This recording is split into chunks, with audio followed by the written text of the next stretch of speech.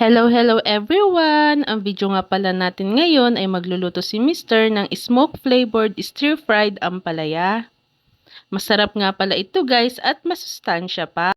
At ayan nga guys, hinahanda muna ni Mister yung mga sangkap na kanyang gagamitin. Hinihiwa niya nga muna ito bago hugasan. Yung mga ingredients nga pala nito guys ay ampalaya, kamatis, bawang, sibuyas, luya, itlog at pwede nyo rin itong lagyan ng giniling. At ayan nga guys, natanggalan nga lang muna ni Mister ng buto yung ampalaya at hinugasan niya na nga ito. At pagkatapos niya naman itong hugasan ay hihiwain niya naman ito ng maliliit. Depende na nga pala sa inyo yan guys kung gaano kakapal ang inyong gusto. At pagkatapos niyang hiwain yung mga ampalaya, sinunod niya naman yung kamatis. Hinugasan niya nga lang din ito at hihiwain lang din lahat. At pagkatapos siya nang hiwain yung lahat ng kamatis, sunod niya namang hinugasan yung bawang, sibuyas at luya. Hihiwain niya lang din ito ng maliliit.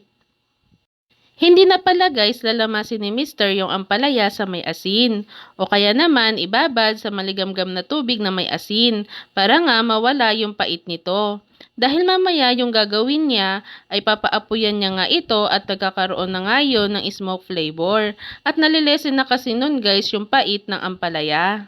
At ayan na nga guys, pinainit na nga ni Mister yung wok. Kung wala naman kayo guys wok, pwede naman kayong gumamit ng kawali. At linagyan niya na nga rin ito ng konting mantika. Kailangan guys sobrang init bago nyo nga ilagay yung ampalaya. At kailangan din pala guys yung inyong ampalaya ay medyo basa ito. Para nga mamaya pag ilalagay nyo siya ay aapoy ito. Kailangan din guys yung inyong apoy dapat malakas din ito.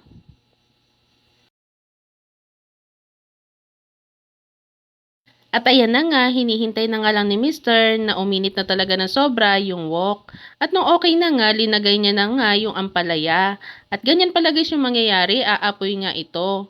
At hahalu-haluin nyo nga lang ito. Kailangan guys yung ampalaya dito ay half cook lang. Dahil mamaya ay gigisahin pa nga natin ito at doon talaga natin siya lulutuin. At ayan na nga, nung okay na nga, sinali na nga ito ni Mister. At kumuha na nga rin siya ulit ng isa pang pan. Dito nga ay naglagay lang din siya ng konting mantika at ginisa niya na nga rin yung sibuyas, bawang at pati na rin yung luya. Hintayin mo lang ito na lumabas yung kanyang aroma. At pagkatapos nun ay linagay niya na rin yung ating giniling. Dito nga guys ay hintayin nyo lang na mag-golden brown yung giniling at sunod nyo na ring ilagay yung kamatis. Halu-haluin nyo lang ito hanggang sa lumabas na nga yung katas ng kamatis. At dito nga ay linagyan niya na rin ng mga pampalasa. Linagyan niya na nga ito ng paminta pati na nga rin ng konting asin. At ayan, tatakpan nyo lang ito at hihintayin nyo na nga lang na lumabas na talaga yung katas ng kamatis. At pagka okay na nga siya, ay ilagay nyo na rin sunod yung ampalaya. Hahalu-haluin nyo nga lang ito hanggang sa mag-combine na talaga yung ampalaya at yung giniling. At kapag okay na guys, ay lagyan nyo na rin ito ng mga pampalasa pa. Tikman nyo nga ito kung ano pang kulang. At dito nga ay dinagdagan pa nga ni Mister ng konting asin at dinagyan niya na nga ito ng asukal. At pagkatapos naman nun guys ay tatakpan mo lang ito at hihintayin mo lang na maluto siya.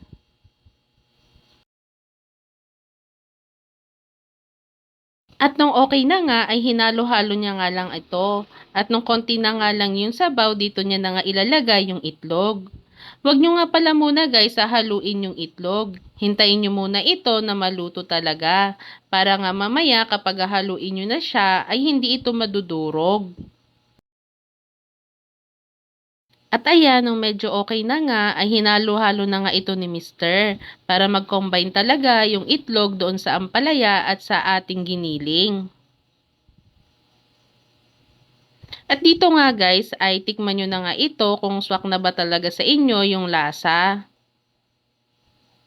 At ayan, hihintayin lang natin hanggang sa maluto. At halu-haluin nyo lang ito ng konti.